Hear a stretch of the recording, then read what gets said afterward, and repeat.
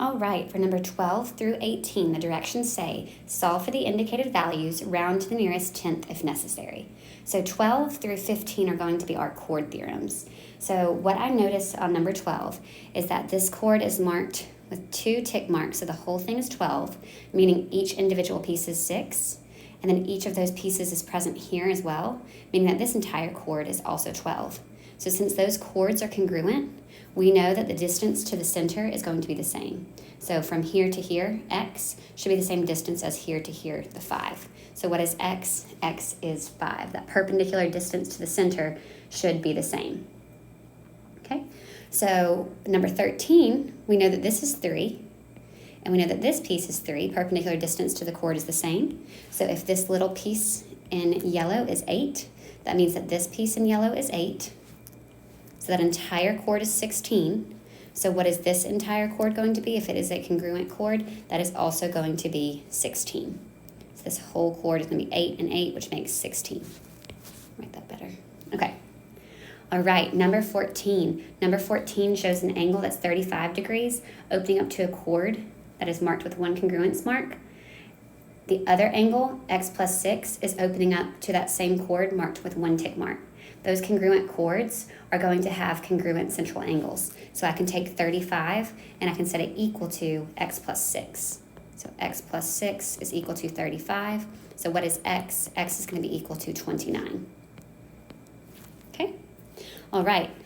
There's another theorem about chords that says if you have congruent arcs, so meaning the 90 and the 90 here, those congruent arcs are going to have congruent chords. So 12 is going to be congruent to 3x. Those chords are going to be the same length. So I can set 3x equal to 12, and so x would have a value of 4. Both of those chords are going to be 12 units long. On number 16, we have chords that are intersecting, and what I notice is that this creates a right triangle right here. This right angle is going to be present on this side as well. And so this piece is the x is pointing here, and this piece right here of this triangle is going to be half of 14. This gets cut in half to be 7, and then we can also find the hypotenuse by saying that the diameter is 18, so that is going to give me a radius that is 9. So I know that 7 squared plus x squared is going to be equal to 9 squared. That is just Pythagorean theorem. So now we want to get x squared by itself. So I'm going to subtract 7 squared from both sides.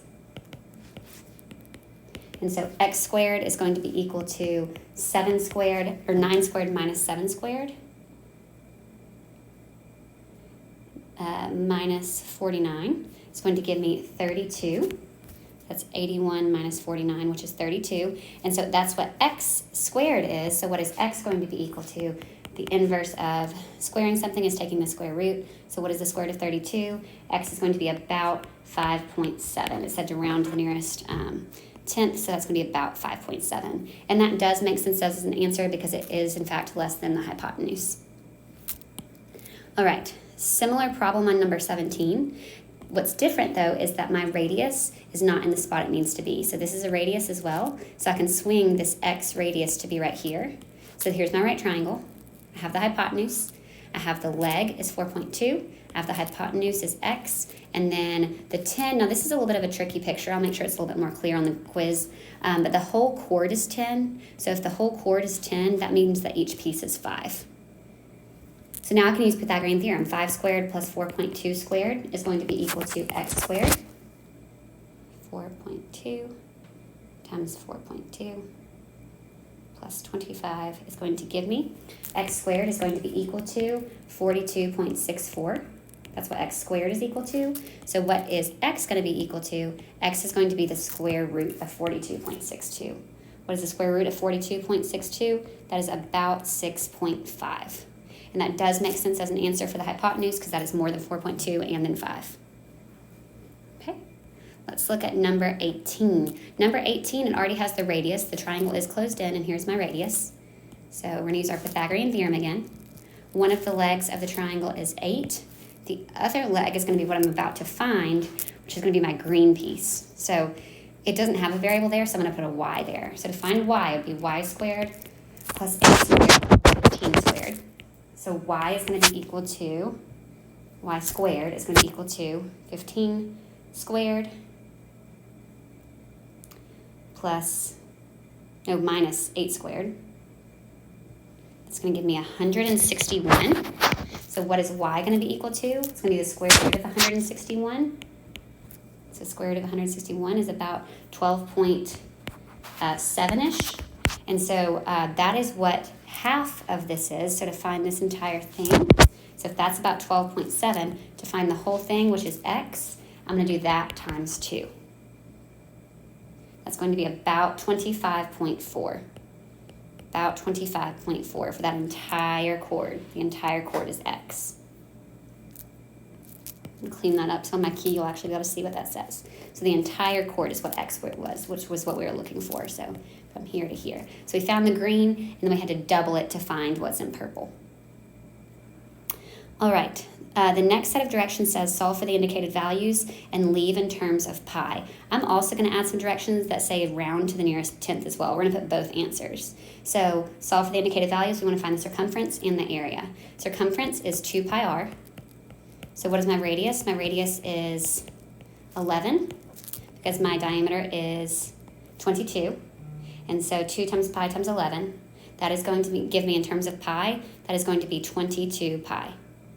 So if it wanted it in terms of pi, the exact answer is equal to 22 pi. I'm also going to put what that rounds to in case you're ever in a situation where they ask you for the rounded answer. That way we have both. So 22 times pi is going to give me about 69.1 meters.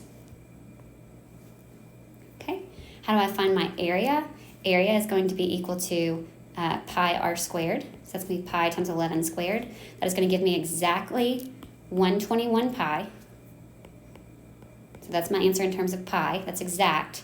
What does that round to if they ask me to? 121 times pi is going to give me 380.1 approximately. Area is in meters squared. So now I have my rounded answer and I have my exact answer. All right, so let's keep going. Circumference equals 2 times pi times r. What is my radius? My radius is 6.8. So in terms of pi, that is going to give me 13.6 pi. Is in terms of pi. What is that rounded? What would that round to? That is going to be about, so times pi. It's going to give me about 42.7. Okay. Area is going to be pi r squared. So that's pi times 6.8 squared. 6.8 squared is 46.24 pi, which is about 46.24 times pi is going to give me about 145.3. 145.3. Okay, last one. We want to find the circumference and the area, the full circumference all the way around. Full circumference is going to be equal to 2 pi r. So 2 times pi times 8. That is going to give me exactly 16 pi in terms of pi. Okay, what does that round to? 16 times pi is going to give me, there we go, 16 times my pi button.